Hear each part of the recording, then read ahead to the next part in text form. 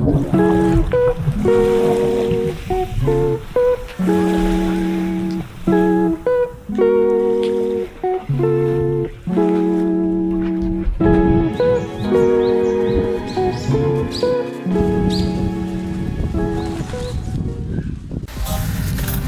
hi there. As you can see, we're heading to Calatagan, Batangas at Edna's Beach and Campsite. Ito nga pala yung mga trees na madadaanan mo pag papunta ka ng Calatagan. Ayan. So, we arrived at Edna's at 8:30 a.m. Umalis po kami ng General Trias at around 5:30 a.m. So, ito na yung papasok ng Edna's. Medyo may madadaanan lang kayo ng King Rock Road. Ito yung information area nila kung saan sinadal namin yung aming balance kasi half lang yung binayaran namin sa Then we explore the area first. Tingnan namin yung kanilang toilet and bathroom. Malaki yung kanilang bathroom. Ayan. Malinis pa. So ayan, dumiretso na kami sa aming designated area para pagtayo ng aming tent.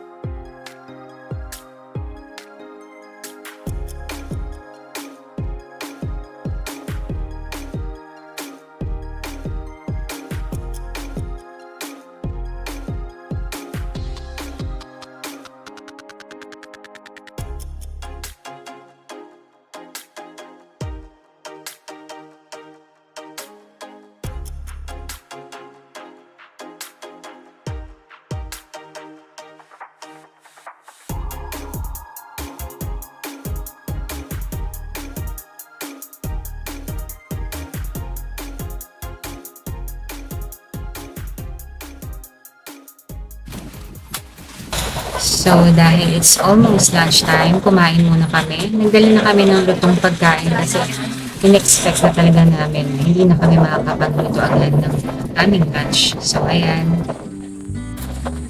Ayan. Tapos, nag-setup na ng hammock yung aking step. Ayan. May chill area kami dyan.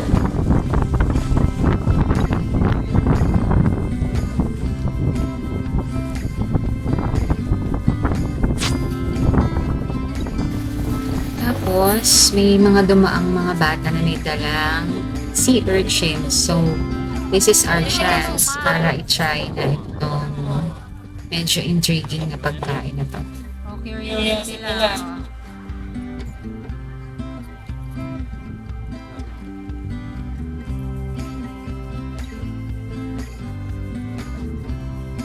Oh, ikaw ate.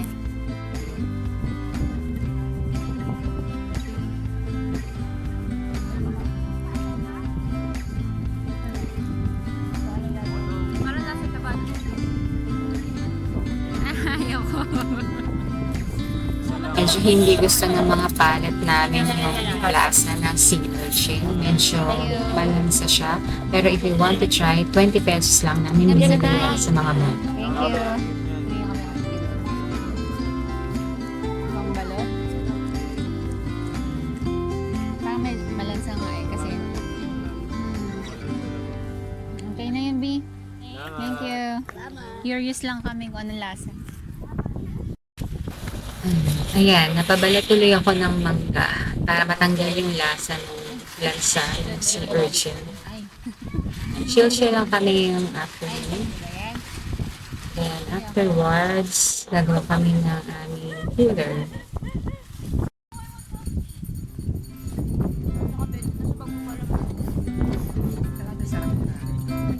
Sa mga pupunta nga pala dito, sa mga ganitong seasons, expect nyo na sobrang windy talaga. Nahirapan nga kami magtayo ng aming tent kasi talagang pinapadpad siya ng hangin.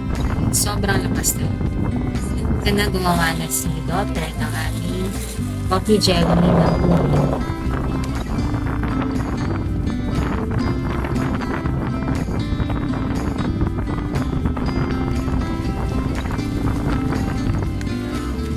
So, dahil mainit pa, ayan, nagdala kasi si daughter ng kanyang painting materials para habang pinapababa pa namin yung araw, meron siyang ginagawa.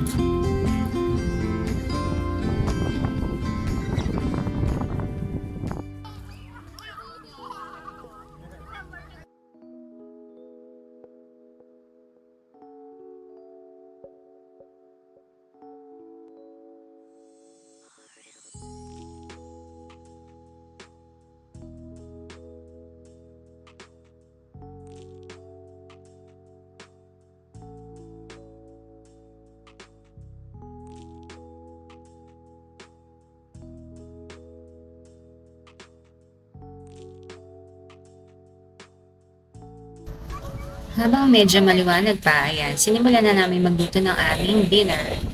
Ayan, nag-iihaw kami kaya nagdala kami ng grill. Meron kaming tilapia at yan po.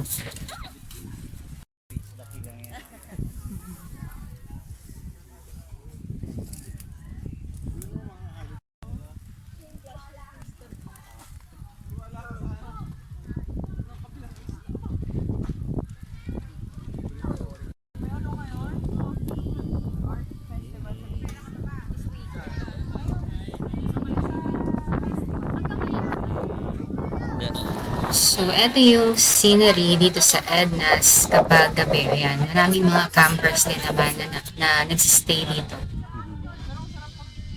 Hello, ate.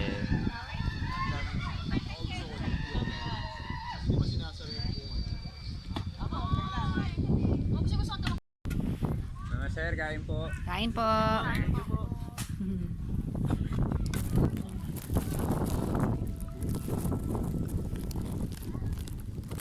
Higapay. Higapay.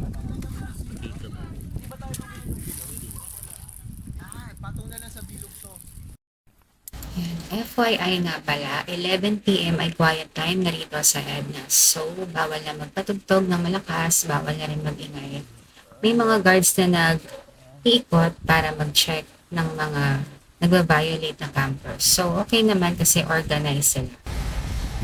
And FYI nga pala, another good thing about this campsite, the Edna's Beach and Campsite, bawal na lumabas o pumasok ng 9 p.m. So kung lalabas po kayo at babalik kayo beyond 9 p.m., expect nyo na hindi kayo papapasukin sa premises ng Edna's. Papapasukin nila kayo 6 a.m. na.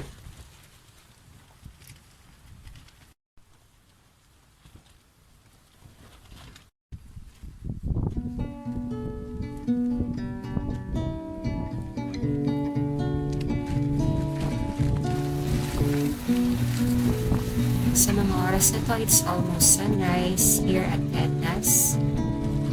Malamig po sa magdamag kahit na wala kaming dalang electric fan.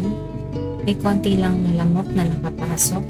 Pero overall, masarap naman po yung aming sleep experience sa magdamag.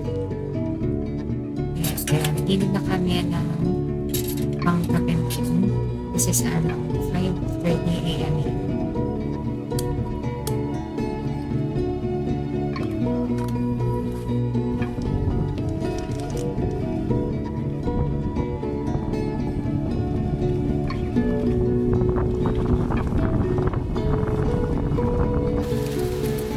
Breakfast time, gising na rin ang aming mga anak. Ayan, si Danny at si Darla. Ayan, we decided na maglakad-lakad muna sa shore. Sobrang low tide talaga ang ganitong umaga nila sa Edna. So as you can see, yung mga nakadaong na bangka halos nasa lupa na siya. So we decided to walk around at picture habang nagkakape si Mr.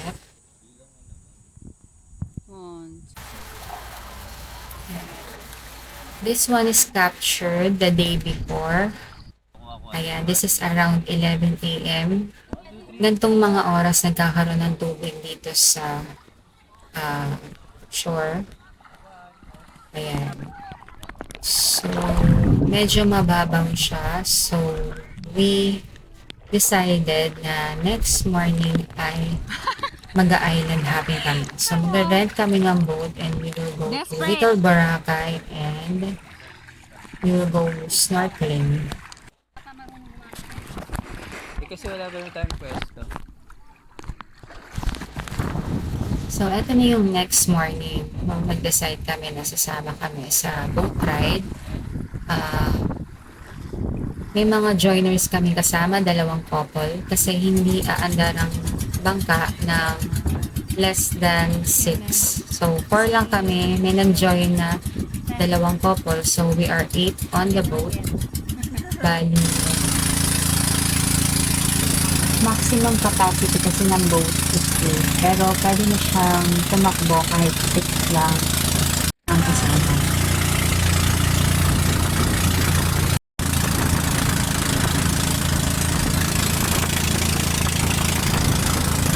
So, we will go to Little Boracay first bago kami magpunta sa snorkel dive.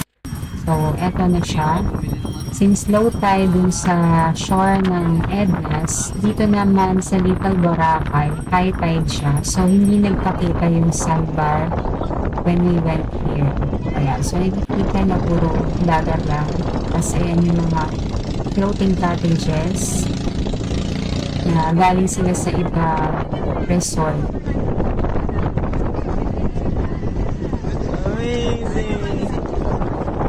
Maraming activities na pwedeng gawin dito sa Little Boracay. Pwede kang mag-rent ng banana boat or dragon boat or yung UFO ride.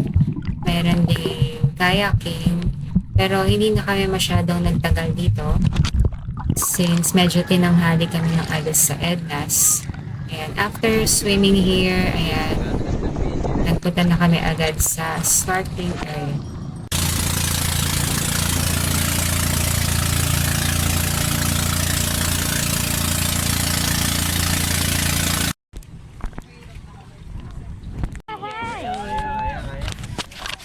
May mga fish na rito, kuya? Oo, ano nang tanong ngayon? Hindi kasi dito. Ayan, dahil siguro sobrang lakas ng hangin, malakas din yung alon, so medyo nakakatakot talaga mag-snorkeling. Since medyo malalim din yung tubig dito sa area yung pinagdalaan sa amin. Ayan. So, manonotice nyo talaga dito sa aming mga videos, medyo struggle kaming magkuha ng mga magandang shots kasi sobrang lakas talaga ng alon. Kahit naka-life vest kami, medyo tinatamaan pa rin talaga ng waves yung mga mukha namin. So, nahihirapan din kami gumalaw sa tubig. So, all the time na nakahago kami din sa lubid kasi talagang nilalayo kami ng alon. So, sa mga magpupunta rito, mag-try din ng snorkeling. Yan, yung mga expect nyo sa mga ganitong tanong.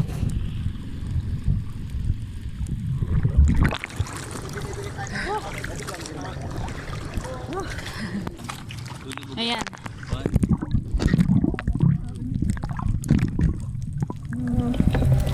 Here are some more of our underwater clips. Enjoy watching!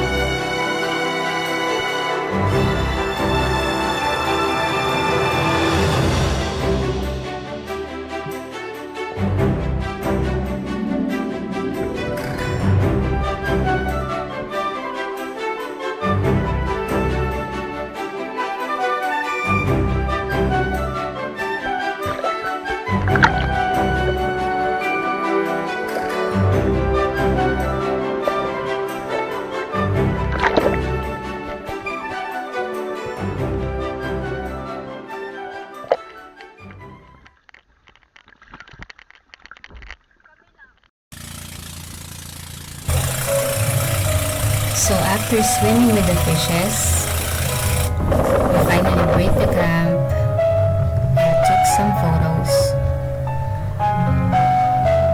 Thank you, Edna's Beach and Campsite, for this wonderful experience.